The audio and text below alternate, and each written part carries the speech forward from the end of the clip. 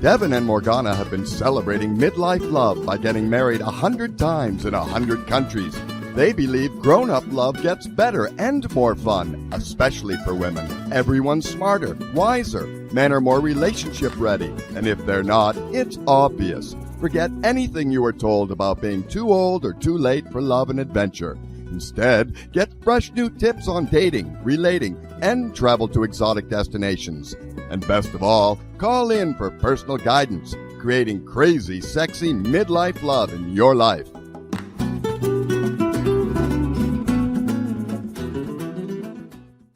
And hello and welcome. I am Morgana. This is my husband, Devin. And we have been discussing for a few weeks what makes a good man.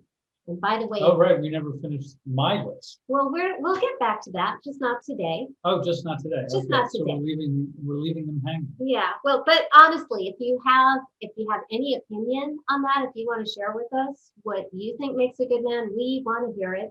Even tonight, we're going to be talking about some other stuff, but how do people contact us?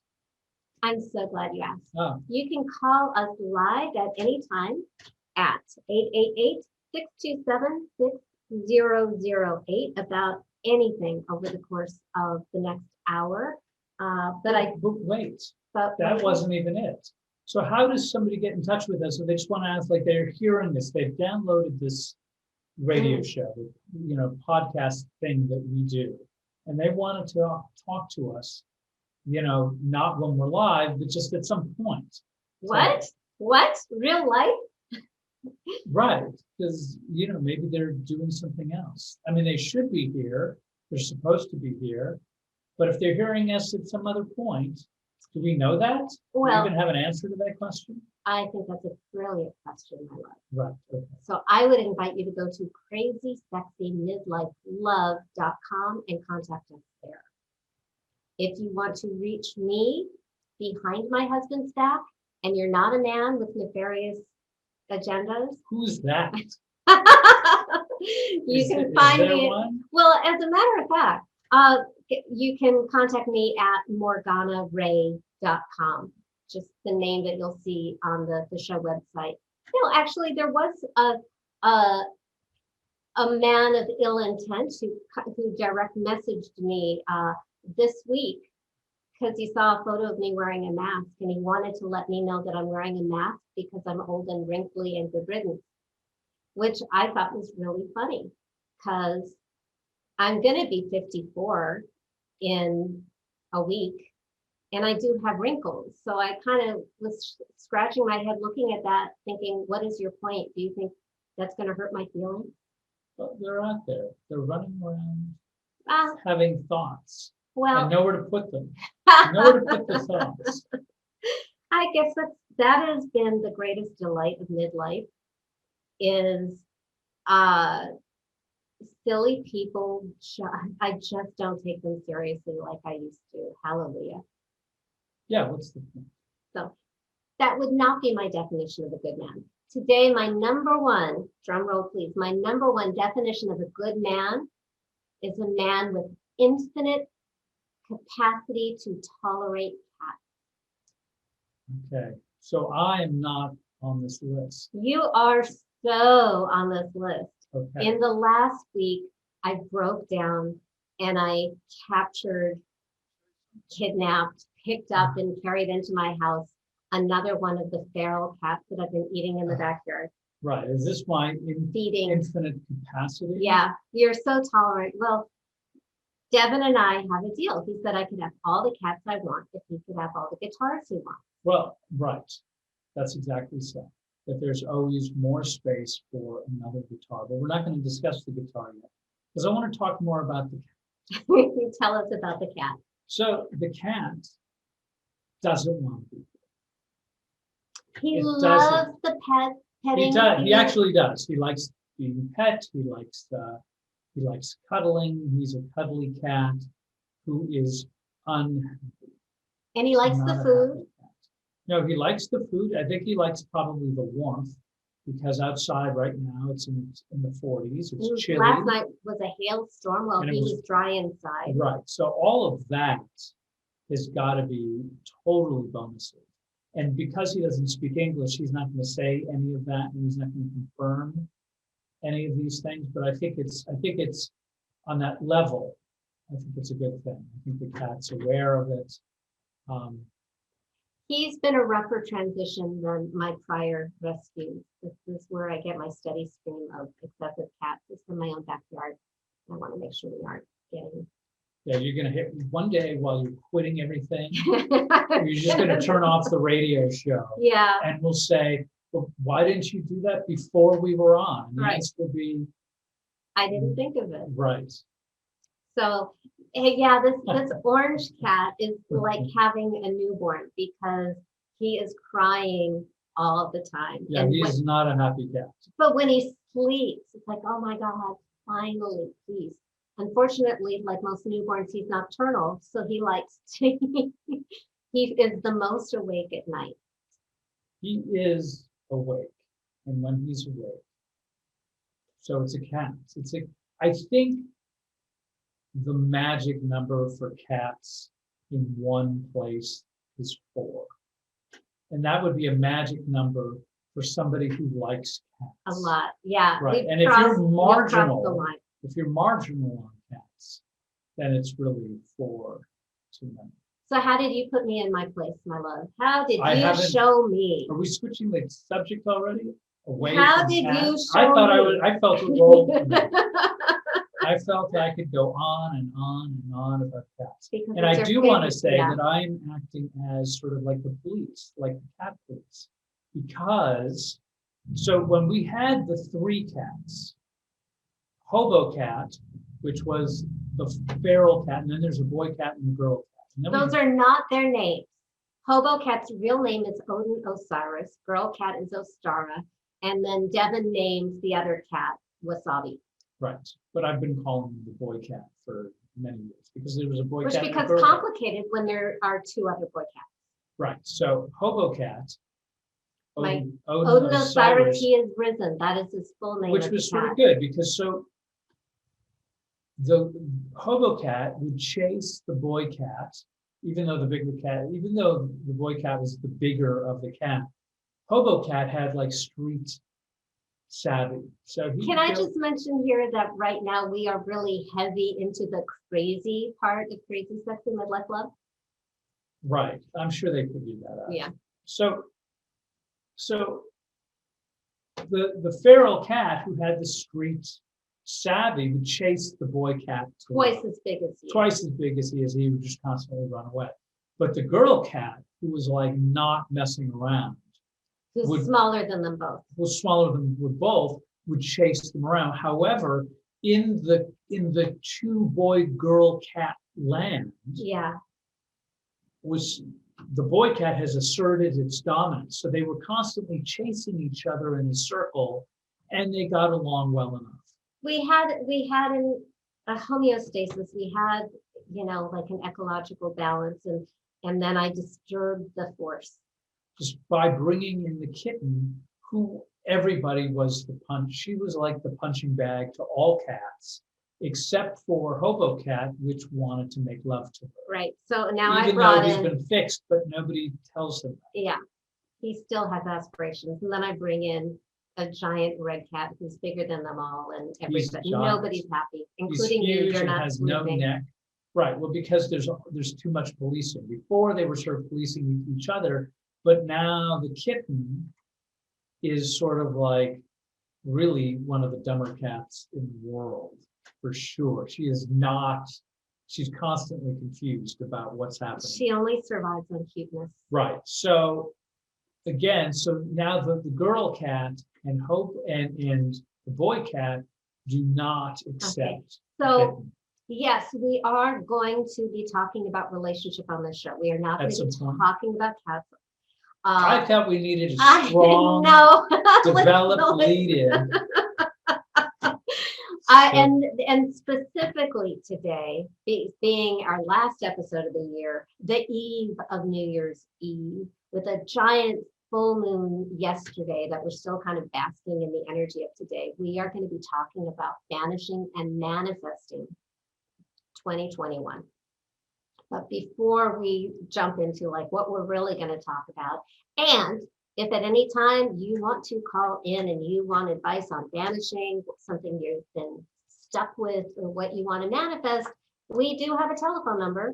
And there we go, 888-627-6008. I will repeat it again slower. 888-627-6008. No, you won't be on camera. You will have, your privacy. We'll just hear your voice, and we will help you, because this is Because manifestation. we're supposed to enjoy our later years. Right. Right. And this is kind of our manifestation, and good things are coming in the new year. So back to, how did you put me in my woman place when I brought another cat? So no, we had this conversation when she was talking about, well, we're going to grab this kitten and we're going to bring her in and we're going to fix her and release her. And by the way, I just want to make it clear, I knew that was never going to happen. She made like some sort of a half-hearted I really attempt, believe but like, that oh no, I'll fix it and then I'll put it out into the universe and somebody will certainly take it. And so anyway, it's still here. It's not going anywhere. Yeah. And this is the cat's home. And so there we have it. So that's cat number 4. And I said, as she was considering cat number 4, I said, listen, you can have as many cats as you want, and that only means that I can have as many guitars as I want. And I will say, maybe this is a midlife crisis. And maybe I am going through some sort of a psychological turmoil. Break? Psychological break. I might be, but I think it's in response to just one too many cats. That's what I think it is. It wasn't COVID. Right. It wasn't a year in captivity. So it wasn't. I saw a photograph a year ago about a bass, but we're not going to talk about a bass. We're going to talk about a guitar, because shortly thereafter I saw another photograph, because I was talking with a friend. Were these the same brand? This is the same brand, so I'll get to that in a second. My husband is obsessed with a certain brand of guitar. If you've ever met a man, you probably know what that's like. Right. So I'm obsessed with this one manufacturer. And so now I have several of their instruments. But so I saw this picture and I'm like, oh my gosh, when is this thing coming out? The guitars came out. And so this is the one that I got. And so I'm going to share it with you. This is it. And what I wanted to say about it. And it's bright purple, for those of you who aren't seeing the purple video. and pink, and it's a burst. And what it is, it's kind of like a Telecaster. It actually is. And so you can't see it here because my wife has created so much complications in space. So if you can see that, that's a Schecter guitar. And this is the kind of guitar that Pete Townsend plays. So it's called a PT Special. That was initially played by Pete Townsend of The Who 25 years ago, when Schecter, maybe it was longer than that. Do you think there's anybody listening who doesn't know who Pete Townsend is, of our vintage? So Pete Townsend, who was a guitar player of The Who. Listen, I think you have to tell people that. What if somebody, so like if it's, I get this as crazy, sexy midlife love, right? I embrace that. You embrace that. But there could have been somebody who stumbled upon it, right? I remember there was a point when I said to my daughter when she was like 10, I brought up Michael Jackson, and she's like, who? Now, of course, she knows exactly who Michael Jackson is. But there's a period, right? There's a period where people are not hip to different generational music. Of course, to you and I, Pete Townsend, The Who, right? It's a thing, but not. So anyway, this thing just came out. It's called the Purple Burst by Schecter. It's a PT Special. It's like the new color. I'm also going to go on to say that the binding on this is beautiful. It has a tummy cut, belly cut on the back. It's got a sort of kind of a cutaway on the arm as well over here, which is beautiful. And so this thing over here, meaning the bottom. Right, at the bottom of the guitar, right here. Yeah. You can kind of see that that cutaway. It's just for to play a little bit more comfortably, and it's got this thing. I mean, it's just really a nice guitar. And so I personally, I'm going to take out my earphones for just a second and say, so they kind of reverse this on the sort of like what a T style might be, but it sounds fantastic. Really sort of like totally hip and vintagey. And this is kind of like, these are single coil pickups. And this is sort of like a P90. I think they call it a V90. I'm not sure what the V stands for. I think probably vintage, if I know Schecter, so, and I do. And so anyway, this is a gorgeous, gorgeous guitar. And it's normally they have like a heavy finish on it. So this one, you probably can't even see it. No, you kind of can. You can really see the wood grain through the sort of transparent purple blues. You can also see the back stuff. It's just a gorgeous freaking guitar. And so anyway, I was playing it so late that my lovely wife went to sleep while I was just sitting and playing really the longest guitar solo in the history of the world.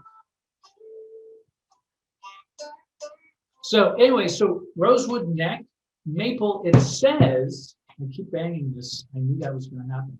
So the neck is maple. It almost looks like it's roasted maple. This is for the guitar nerds out there. Bolt-on neck, it plays great, it sounds great. And so that was sort of like my gift. But I have to say that this wasn't the only guitar that I got. Of And course not. I think it retails, or if you can get it for like $6.99, $5.99. So it's actually a fairly inexpensive guitar.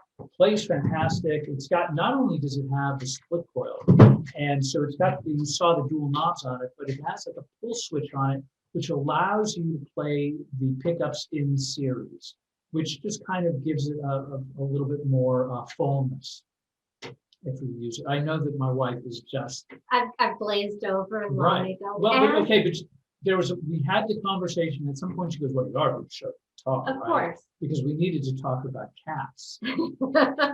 So there was we were left no choice. Just make sure everybody can hear you. Oh, well, they're not going to hear me with this. Yeah, there's This a is so I microphone hear on it. them. There's a microphone on it. Is it? Yeah. I think they should be hearing me.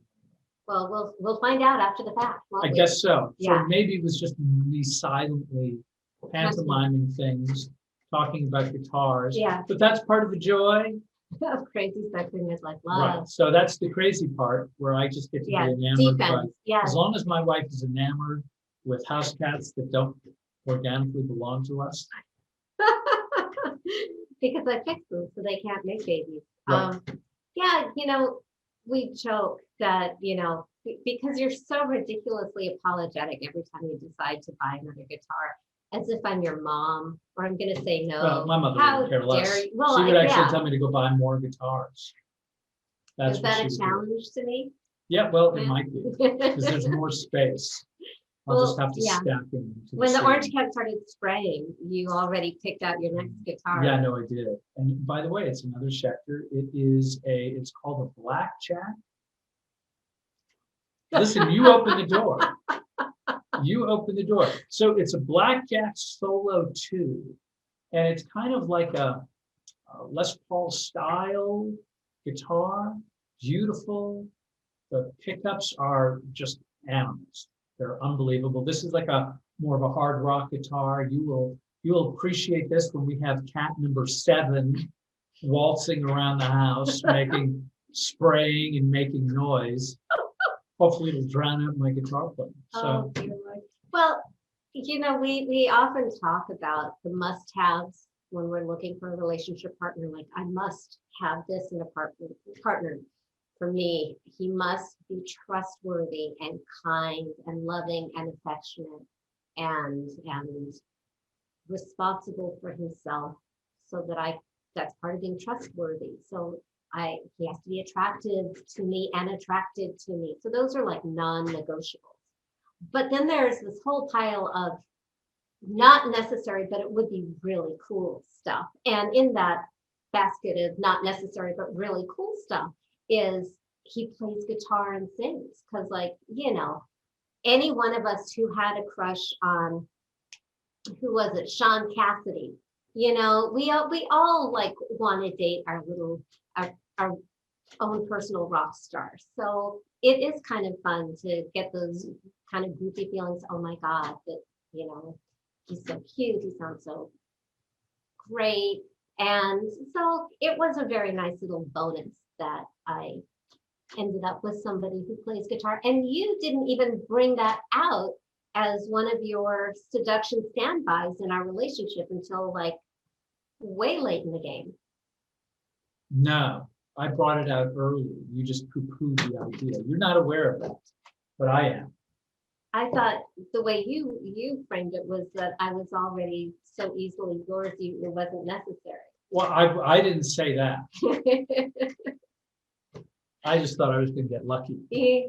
That's all. It took longer than you expected. Right.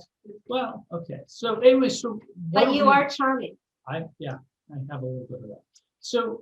So what's happening? We're ending 2020. All right.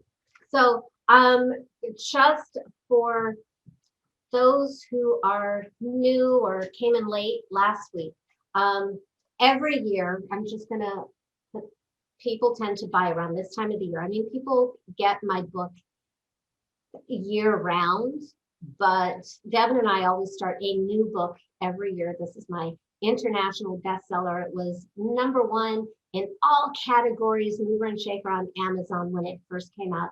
And it's, the first part is a book, and then it becomes a journal of worksheets and basically a self-coaching guide. I created it so that you didn't have to hire me to have miracles. I wanted to, and if you go to Amazon and you just look for Financial Alchemy, 12 Months of Magic and Manifestation, that's the name of the book, Financial Alchemy. Just Morgana, Financial Alchemy, it'll show up, and you look at the reviews. These are people I've never heard of sharing all sorts of amazing results. So tons of 5-star reviews.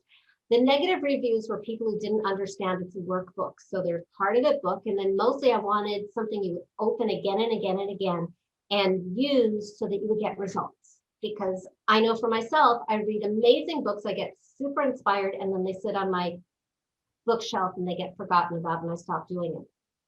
So I created it for myself first. So just so you know, it really is a book where you put it into action with like really easy baby step actions, which is that you can do a few minutes every day, like 2 minutes, seriously.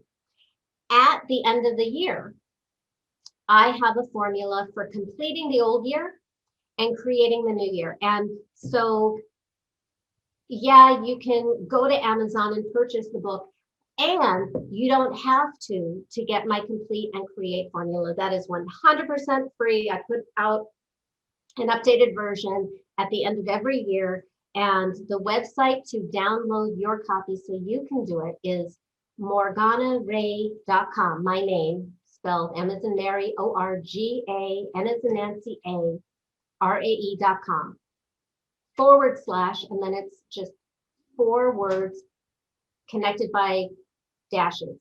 New year manifestation gift. So it's morganarae.com / new -year -manifestation -gift to just download the formula. So since we took care of that, that's not what we're going to do here today. We're going to do other stuff that isn't in the formula. And we're going to talk about banishing. One of my favorite things to do is banish when you've got like a problem person or a problem pattern in your life that you just want to get rid of. I discovered I'm really effective at getting rid of those things without any negative consequence to anybody. Like, I'm not here to harm anybody. And I think that is really key to effective banishing. So first we'll talk about banish, which is like creating space for what you want. So you have more room in a more sound container. And then we'll talk about manifesting what you want so we can create 2021. I have my ideas of what I want to contribute. I have no idea what Devin is going to contribute, but Devin is a super ninja master at this stuff. So I'm going to actually just be interested to hear Devin's approach. Do you want to start with banishing, or shall I start You with start banishing? wherever you were planning on going. Okay. I will listen to it and have a comment, I'm sure, at some point down the road. Okay. So here's what I know about banishing. And this is an energetic principle. When you try to get rid of something with negative intent, it tends to be stickier, harder to get rid of, and it sort of rebounds on you. My mother would call it the rule of three. Like if I send out some kind of mean wish for somebody else, it'll come back threefold to me, or anything manipulative. It just sort of entangles you in that energy. So we don't want to do that. But what I learned to do, I had, weird negative experiences where many years ago I had a stalker after a book tour, or I had a difficult neighbor or something like that. And I found that sort of blasting the other person with love, very, very specific to them, neutralized the problem. So like with the stalker, I found out what his name was, and I just started chanting myself, turn away from me, find your sanity, find your love away from me. And I just was making this up as I was going along, just sending him all the love, all the mental health, everything that would make him happy in a different direction, because he wasn't going to get it from me. And I was protected. And he moved on in his own, in another direction. I don't know what happened to him. He just left me alone after that. The neighbor, another weird, crazy situation. I just knew that she wasn't happy. I was in an apartment at the time. The sound of my air conditioner bothered her. And I've been living there 10 years, and she just moved in, and I, LA gets really hot. So I just set the intention that I really wanted her to find another place to live that would make her happy. And just when I say difficult neighbor, she keyed my car because I had the air conditioner on. So that's kind of an extreme reaction. So instead of hating her, and I couldn't prove she did it, I just wished very, very strongly for her to find a better place to live where she would be happier.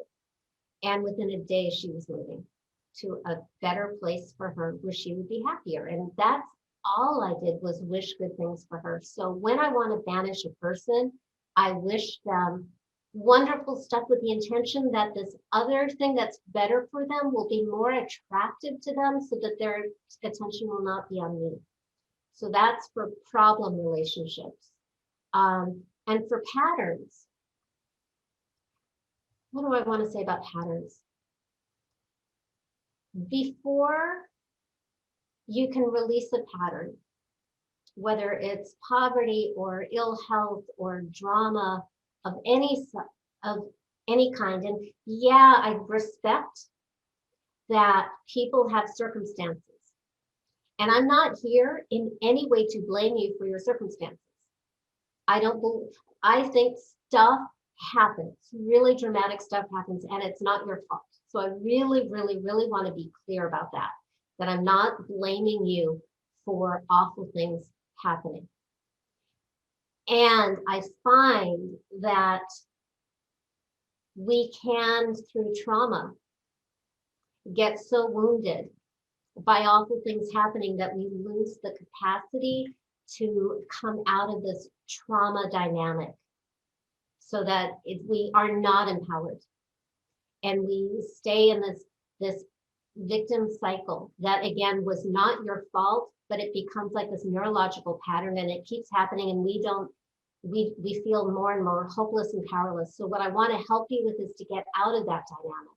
And the place to start is to find some benefit in the problem. Because when we can find any sort of payoff, because you're a genius human being, and any human being who has been in an abusive relationship will adapt in a way to find some kind of good thing that you were able to get out of it. Like maybe you got sympathy from your friends, or maybe being a victim made you feel like a better person because that was modeled to you, maybe through society or family or religion or whatever. But just know that whenever you give up anything, no matter how bad, there's a grief, because there's always something to give up. So I would encourage you, invite you to find whatever that payoff is. In psychology, they call it a secondary gain. Maybe being sick meant that you got to stay home and you didn't have to put yourself out there, and which is actually a very attractive payoff. So find whatever it might be, anything that might make you feel about letting go of this thing you want to get rid of. For money, something I hear all the time is people don't want to be targets. And if you have a lot of money, there's the fear that people will look at you as a bank and come after you for that. And it happens. So find whatever is in the way. A fear, and for every fear, there's the opposite, and that's the payoff. Find what it is, and here's what we do. We find a better place to satisfy that need. That maybe the need is for safety, maybe the need is for significance, maybe the need is for connection. Like we connect with our victim experiences, and it's a deep and rich and beautiful connection. What if you got to have that connection without the victim experience anymore? Wouldn't that make it a lot easier to release and say goodbye to the victim experience, whatever it is, with the same kind of love that we banish the person who doesn't belong in our life? That is the key to any successful banishment, is banishing with love releases. So we don't say that if somebody hurt us, we don't say that they were right. We don't even have to say we forgive them. But what we can say is, this dynamic no longer belongs in my life, and I lovingly keep what I want to keep, but I get it from a better source. I get it from a safe source, so that I can let go of that dynamic. And that releases the past a lot more easily. Even in the New Year's manifestation gift that I'll hold it up to the camera again, morganarae.com, new-year-manifestation-gift. It starts by finding the highlights and the learnings of 2020, no matter what a dumpster trash year it might have been for you. And it was also a great year for some people. And whatever it was, I want you to get all the gifts. So you get to keep those and then say goodbye to 2020 with love. You never have to see it again. Hallelujah. And that is true of every successful banishing experience that I've ever had, is what you release with love has less friction. Do you have anything you want to say about that, Devin? Sure. I think you can look at, just from another perspective, in terms of sort of like banishing things. Let's say you're in whatever. In other words, you've gotten into a habit because of COVID or whatever, that you're not doing things the way that you used to, or taking action the way that you used to. Is that, so, a banishing is basically the idea of getting rid of a particular energy that's surrounding something. And it's sort of like, the way a lot of people use it is sort of like preamble to doing something other than that. In other words, a banishing, and I assume you're going to talk more about what precisely that is. Banishing is getting rid of. Right, but how would you do that? Well, so hold on, let me finish, ahead. and then you can answer that question, Yeah. because I think it's important. Is that you use it as sort of a preamble to some sort of an action on your part that will hopefully put you in a different direction. So let's say, okay, 2020, I've turned into a bit of a couch potato, and you have a whole slew of great reasons of why that happened. we all understand, but you don't like it for you and you want more for you. So you do a banishing with the mindset of, I need to get rid of this thing, but more importantly, I need to kind of start angling myself in a direction that's going to be more useful. So I'd take some specific action towards not being on the couch all day, right? As an example.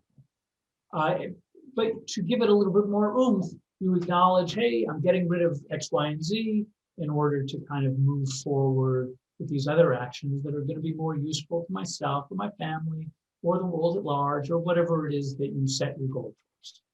Well, for me, banishing is usually more about setting the intention than an actual ritual. But following on what you say, I do believe that we never, ever, ever take anything away without replacing it with something better. So let's say, and by the way, this is a personal example, something I did, was I wanted to eat less for comfort, but I wanted the comfort. So instead of eating for comfort, when I wanted to feel comforted, I would take a bath, which is another kind of yummy, self-loving experience. So I would get, fancy, schmancy, smelly salts and bath bombs and oils, and I would just give myself a bath. I wasn't hungry. I wasn't feeling deprived. I just wanted to give myself a different automatic behavior. I don't know that I would call that banishing, because for me, banishing is more a metaphysical and energetic exercise of, kind of dancing with things that feel outside of my control, things where I feel like, circumstances are impacting me. But definitely for any behavior, any change you want to make, you always want to be swapping out. And especially when we're talking about, a broken heart, because, divinity has decided that this, whatever that relationship has played its out, and it's kind of freeing you up to find your like true life partner. I always look at it as, okay, I solved what I want, and it's going to be this and better. So we always, even if the better is not there right away, whenever we give something up, we always want to put something better in its place so that we don't leave a vacuum. To backtrack, but creating that vacuum is necessary to give room for the better. Otherwise, we're telling the universe this is good enough, even if it sucks. And I think sometimes those heartbreaks that came out of left field, and you might comment on this, Devin, that broke our heart, that we didn't want. It's as if our soul decided that you're settling and you can do better, and it's time. It's time to cut the strings and let go, because you have to create that space and fill it with self-love and self-respect and just faith, so that you can meet the better. And I met Devin when I was 45, and I was looking since I was 5, and it literally, and I had the thought many, many times, I felt like God's hand was like getting in the way of letting me really get attached to guys or get married or stay in relationships, so that I would be free when my right person came. And that was my experience, and he was worth the wait. Did you have anything to say, my love? Not a lot, really. I mean, I think you kind of covered it. I mean, I think to me it is about to set an intention, and then of course, I also think action is sort of a requirement to kind of get the thing that you want. In other words, I think it's great you can banish, I don't know, someone's laziness, but if they need to get a job, they still have to send in, an application. They still have to file the paperwork. They still have to do the thing that will help them move towards the thing that they want. And physical action is very useful if you want physical results in the world. That kind of lets the universe know you're serious. It moves energy. Yeah, and I think it also changes it. Well, as we were talking earlier, it changes the dynamic. And I think as human beings, we're here for lessons, and I think it's easy to get caught up or admired in a particular thing. And then listen, we've just come from a year of pandemic and politics where we were trapped, listening to political diatribes constantly, right? And so how do we get through that thing? Which you didn't like, but I loved. Right, and that was for me, that was absolutely horrifying. But whatever it is, you get to strive towards something else. And I think it's important to identify what the problems are, and I think it's important to start identifying what the solution is. And then sometimes if the solution is really big, scary, whatever, then you take tiny actions to get there. Because sometimes, listen, I think everybody wants a $50 million company until it's time to start writing up a business plan, right? And so the trick is that at some point you have to sit down and kind of get your ducks in a row and start visioning out what it is that somebody wants to do. And so if there's something that's preventing you from doing that, each step along the way, then you take some sort of action and you get some sort of intention developed in your mind so you can go out and accomplish the thing that you want. So we're kind of moving into manifestation. Do you want to give any tips on that? Well, I mean, that's really it. I mean, I think one of my favorite, and this I'm going to get a little religious, not religious, I'm going to get a little spiritual. This really has nothing to do with religion. I'm a big believer that the universe supplies results. So in other words, the things that happen in the world are the things that manifest, like that's part of what the universe does. In other words, I'm not in control of it, right? I can say, I want a pepperoni pizza to come to my door, magic, right? And I don't want to do anything to get it. That'd be so wild if that happened right now. Right, there's no pepperoni pizza coming to the door. There's not, right? Like there's no chance. Even if I were to do the best banishing, I've cleared the pathway. I've swept the driveway. And you tried every vowel on your way there. Right, except the right one. I didn't say swept, but I meant to. So I didn't, I swept the driveway and I'm waiting for the pizza to show up and it just hasn't shown up. At some point though, I have to call up. I still don't know if the pizza will arrive, but if I called up somebody who actually sells pizzas and say they will deliver them, then I have a reasonable chance to believe that the pizza will show up on my doorstep.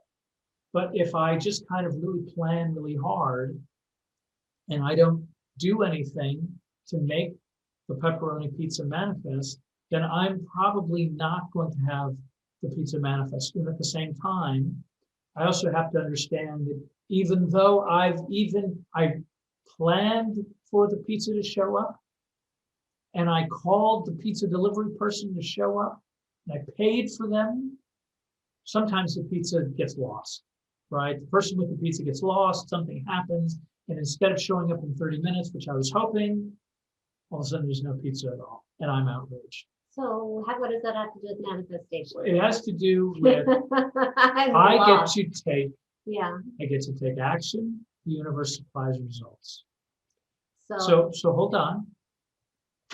I know a word was spoken, which is a cue, that at some point, part of the manifestation is kind of letting go the action that you take to get the thing that you want. Because let's go back to the pizza analogy. Let's say I've set the intention for a pizza. I called the pizza delivery place. They said they're going to be here very shortly. And then 2 hours goes by and there's no pizza. I could say to myself, well, I tried to get a pizza, but now I can't. And now everything's terrible and I'm miserable. My life is over and I'm not going to have pizza. Oh, you're selling yourself so short with all these metaphors when you're such a magical guy. No, but I think you're missing the point. So I think So really you're what going comes, to talk about pizza for 20 more minutes. well, so because I can think it's for the moment, I think it's a reasonable analogy. That really what it comes down to is at some point you have to have in part of the mindset of manifestation is that if you're not going to get it this direction, then you try a different direction. That's all. So when we're talking about pizza delivery, sometimes you're going to have to make a follow-up call to say, where's my pizza? Well, Sometimes you're going to have to do some additional action to allow the pizza to come into your life. And maybe I'm talking about pizzas, but really the same kind of construct manifests in anything that you're looking to make manifest. I would go even farther because, like, my wheelhouse is not people who don't take the necessary action. My wheelhouse is the people who take all the right actions and do it really well and don't get the results they want and what's in the way so that you don't have to work harder. But you get much bigger results without working harder. And I finally got what you were saying. Well, right. I finally got it. And I would take that farther, that when you manifest well, that every obstacle, every apparent obstacle, and every apparent delay is actually designed in your favor to course correct so that you get a better result and a faster result than you would have gotten otherwise.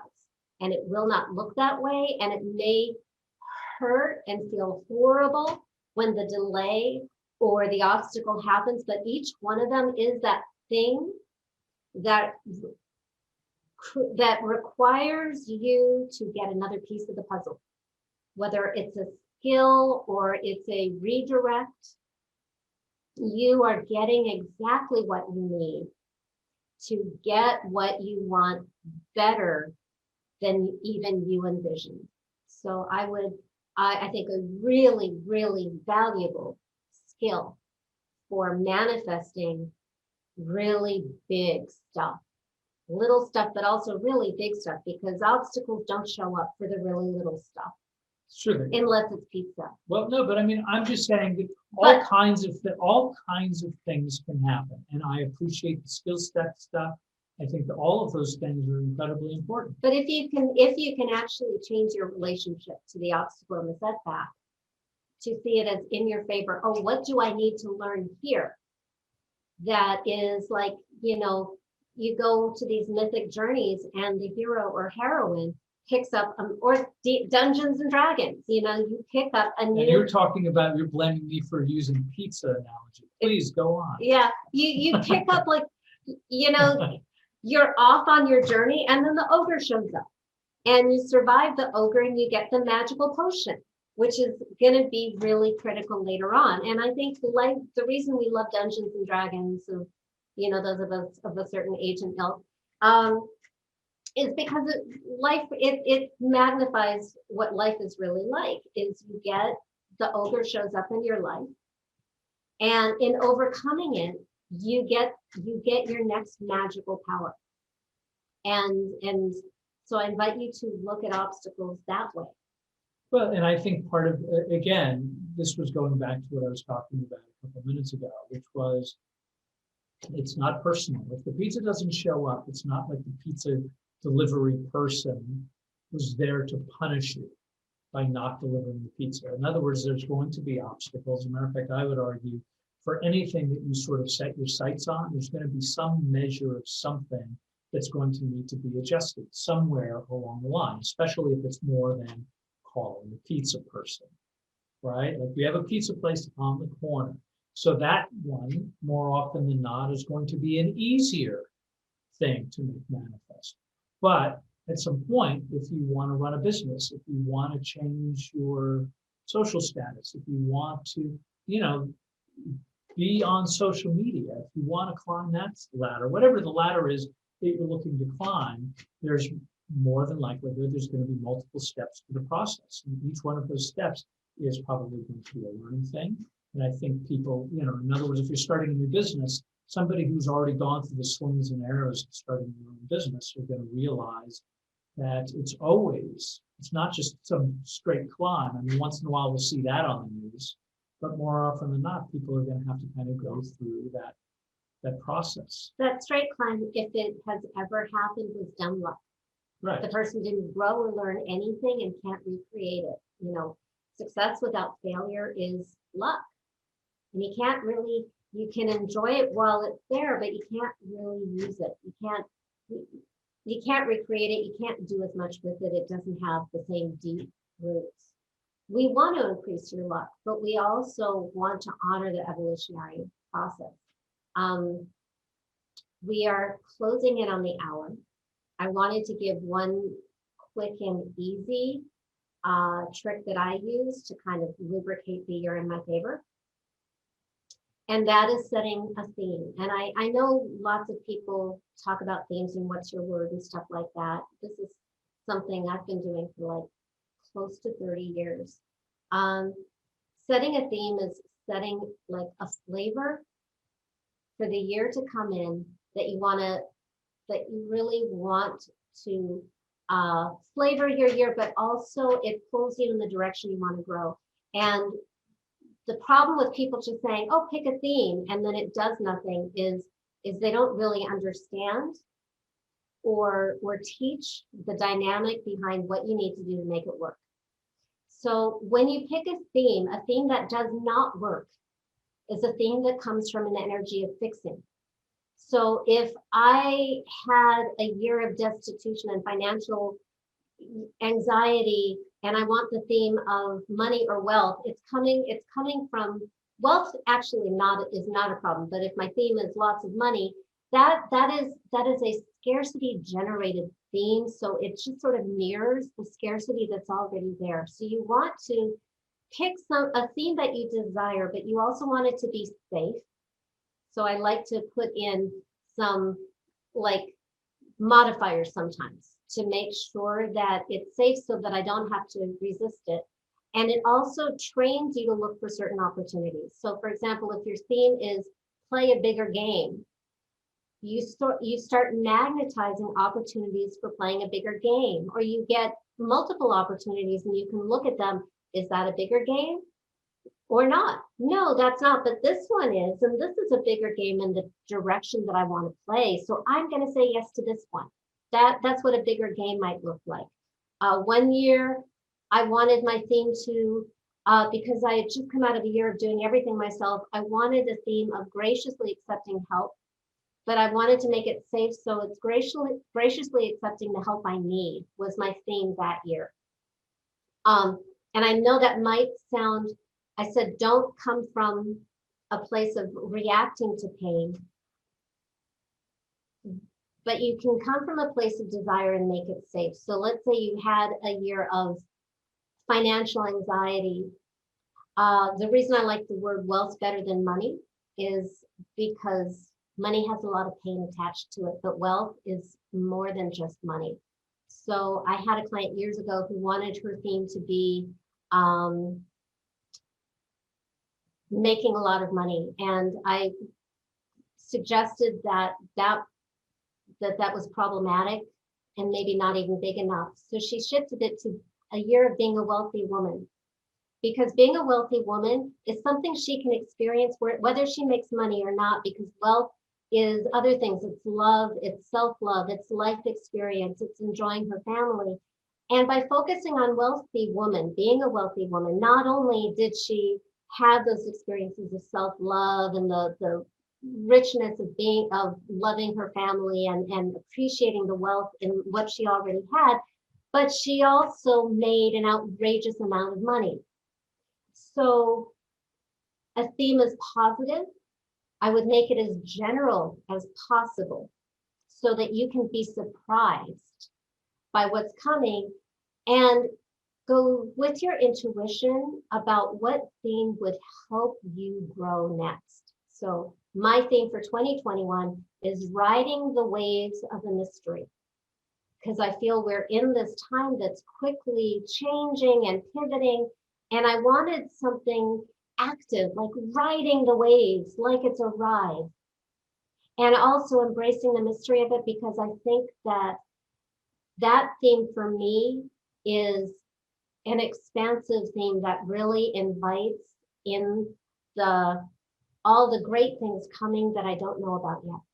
And we have about 40 seconds. Do you have a theme? Are you asking me? Yeah. No. Okay. I haven't even thought about it. I mean, honestly, we'll probably sit down on New Year's and we'll discuss some ideas, but I haven't thought about it.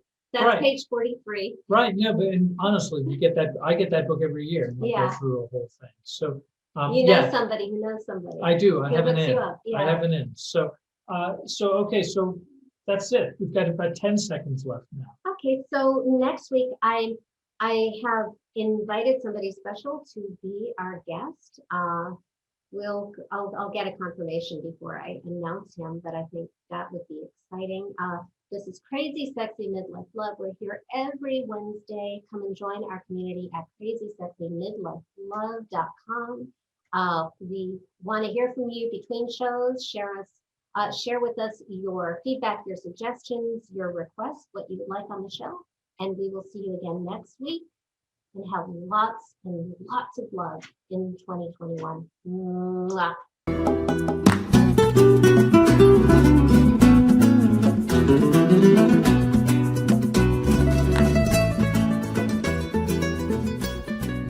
Thank you for listening to Crazy Sexy Midlife Love. Please sign up to join our free love family at crazysexymidlifelove.com to get alerts to live shows, call in and ask questions, or just listen in. And ladies, don't forget to download Devin's free ebook, Women Are Smarter Than Men and Other Secrets Marriage-Minded Women Need to Know. Also available at crazysexymidlifelove.com.